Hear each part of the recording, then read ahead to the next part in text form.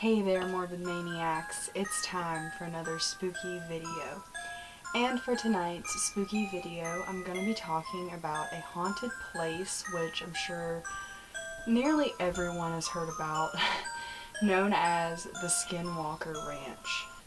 The Skinwalker Ranch, also known as the Sherman Ranch, is located in Uintah Basin, Utah. The Uintah Valley Reservation was created in October 1861 by executive order of President Abraham Lincoln. The Unborn Reservation was created in January 1882. And it was in 1886 when the two reservations merged together to form the Uintah and Myuuji Reservation. For more than 150 years, the Ute people have lived on this reservation. By the way, I'm sorry if I mispronounce any of these words. These are just like too big of words for me to pronounce. You guys know I always have a hard time pronouncing words. The Indians have said that the bordering ranch is on the path of the Skinwalker, and for this reason, they have forbidden to go anywhere near the property. It is believed that the Ute people have been forever cursed by the Navajo after betraying them in war, and since have been plagued by skinwalkers. The Ute believe skinwalkers are present in Uintah Basin. They don't believe that they live on the ranch, but rather hide out in a place known as Dark Canyon, which is located nearby. According to the reports, skinwalkers have been seen numerous times in the area. They have been reported on the road to Fort Duchesne and have been seen in various other areas on the reservation. They have been described as looking like humans with dog heads smoking cigarettes. Another described them as large, black, hairy, humanoid figures which were very fast. They were also described as having unusually large, coal red eyes. Others have seen and taken pictures of very large tracks which were believed to be skinwalker prints. The ranch was first owned by the Myers family in 1905, and it first consisted of a few small buildings which were on the northwest corner of the ranch at the foot of the Skinwalker Ridge. Later, this was abandoned, and the Myers established a new home which was on the eastern side of the ranch. By the 1930s, it was occupied by Kenneth John Myers and his wife, Edith Child Myers. They stayed on the property until 1987. During that time that they stayed there, they didn't experience any strange occurrences or paranormal activity whatsoever, even though their neighbors did. Other unusual events began to take place in the Uintah Basin in the 1950s. There were numerous reports of UFOs. These reports continued throughout the next several decades. These were supposedly not the only reports of unidentified flying objects in the area. The earliest mentions date back to the late 1700s when the Spanish explorers in search of the Spanish Trail were passing by the Uintah Basin and said that they had seen strange aircraft in the sky above their campfires at night. The UFO reports, which were numbered in hundreds, included strange fireballs, an aircraft that ranged in size from 20 to 30 feet across to as large as the size of a football field. They were described as round, oval, cigar-shaped, and triangular. Some were surrounded by a glowing green light. Others emitted wavy red beams. and some had colored lights shooting out from their underbellies. By the 1970s, the Utah Highway Patrol had gotten so many UFO reports that they had stopped filling out incident reports. And it was during that time that local ranchers had began to report strange cattle mutilations. A retired science teacher by the name of Joseph Jr. Hicks from Roosevelt, Utah, had reported more than 400 UFO sightings in the Uintah Basin. He had found that most of these UFO sightings went along with the strange cattle mutilations that had been happening. Over the years, many eyewitnesses had claimed to have seen humanoid figures in the windows and portholes of UFOs. After the Myers had vacated the ranch in 1987, it sat abandoned for 7 years before it was purchased by Terry and Gwen Sherman in 1994. The couple moved in with their 2 children and livestock, but they were surprised when they found that the previous owners of the house had placed deadbolts on all the windows and doors, including on the inside. Some of these deadbolts were on the inside and outside of the house.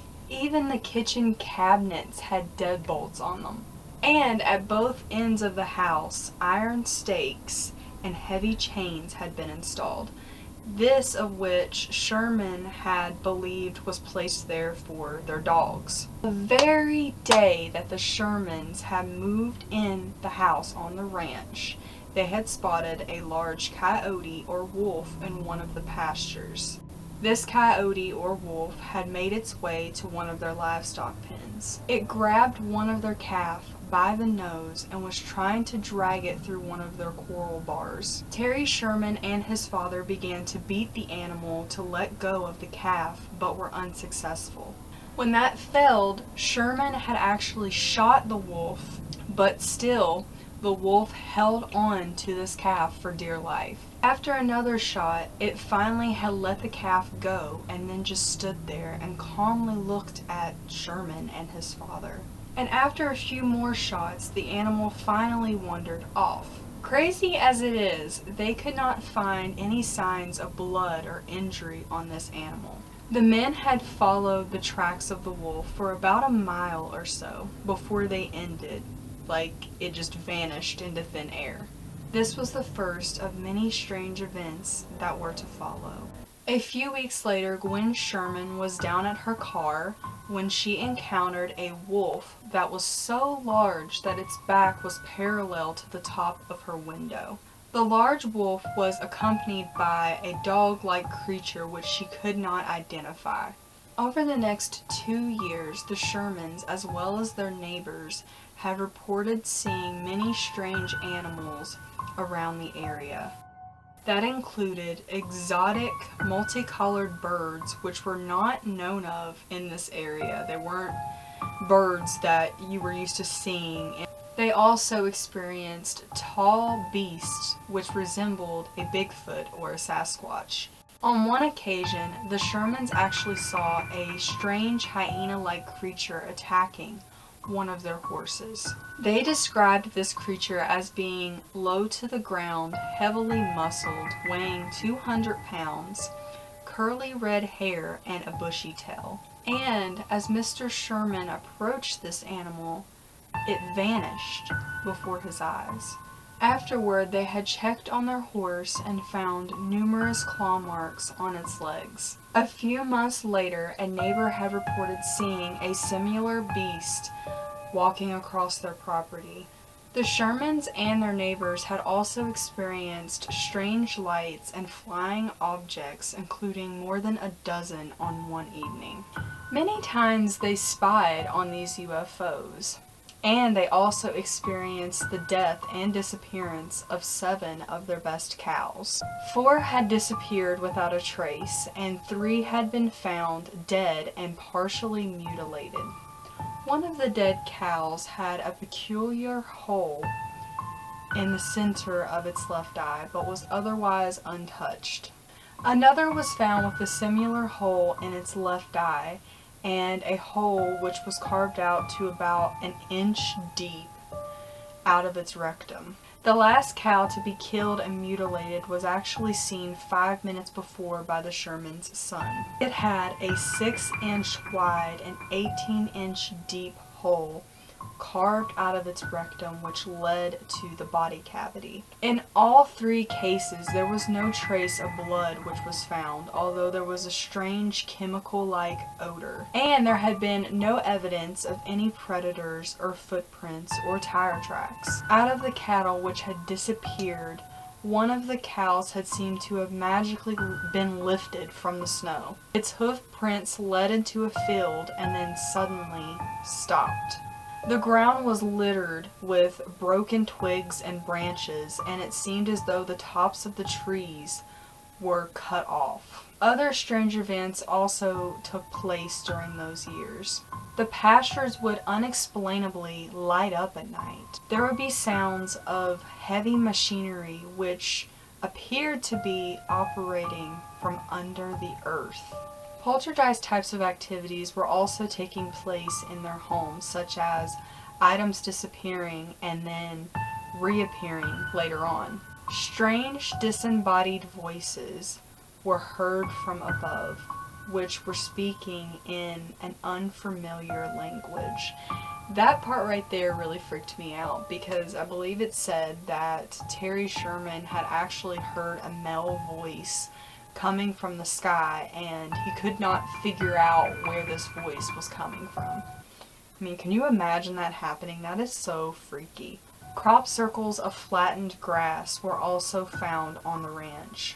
One evening in May of 1996, Sherman was outside with 3 of his dogs when he saw this strange blue orb which was just darting across the field. He urged his dogs to follow this blue orb.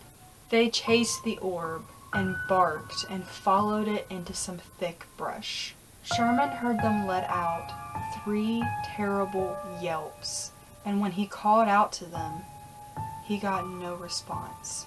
The next morning when he went to look for the dogs, which I don't know why he wouldn't have looked for the dogs that night unless he was scared or petrified or something, which is the only thing I can think of. So it had actually cut me off my camera, but I was saying that if it was my cats, I would have been right out there that night looking for them, making sure that they were okay. I'm crazy, I know, but my cats always come first. So when he went out the next morning to look for his dogs, he found nothing but 3 greasy lumps on the ground, which appeared to be in a scorched spot, or worse, scorched spots on the ground.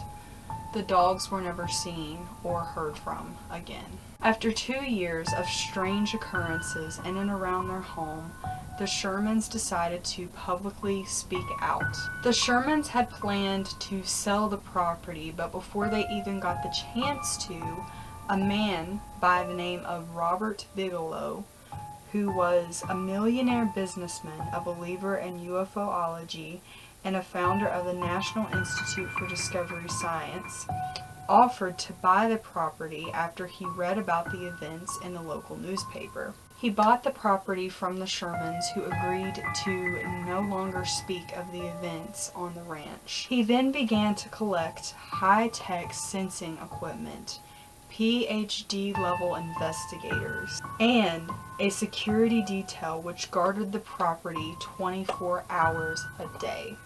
The investigators' job was to collect evidence, interview witnesses, and just collect any explanations that they could find. Without little success, it was disbanded and quickly picked up by the Bigelow Aerospace Advanced Space Studies. The team has since disbanded once again and was replaced by new owners. The same year, the Hicken Ranch Road, a Uintah County public road which led to the Skinwalker Ranch, was illegally gated, and the road was made private not long after. There is no access to the property today, and the gates block the entrance with large warning signs. So there was my video about the Skinwalker Ranch. What do you guys think of this place? Have you ever visited there or had any experiences for yourself? I would love to know. If there was anything that I did not include in this video that you know about the Skinwalker Ranch, feel free to let me know. And I hope you guys enjoyed this video. If you did, please give me a big old thumbs up. Subscribe to my channel if you have not already and become more of a maniac. And I will see you guys in my next video.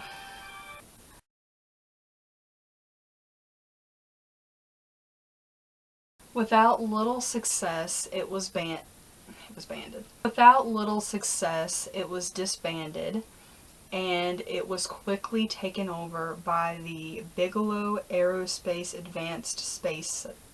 I got tongue-tied. A few months later, a neighbor had reported seeing a similar. He had found that most of the UFO sightings had went along with the strange cattle other unusual and it first consisted of a few small buildings which were on the northwest corner. Cuddles, damn it, I almost had it. And it first consisted of a few small buildings which were oh my god. Others have seen and taking others have seen and taking I said it again. They were also described as having They were also, I can't speak. They have been described as humans with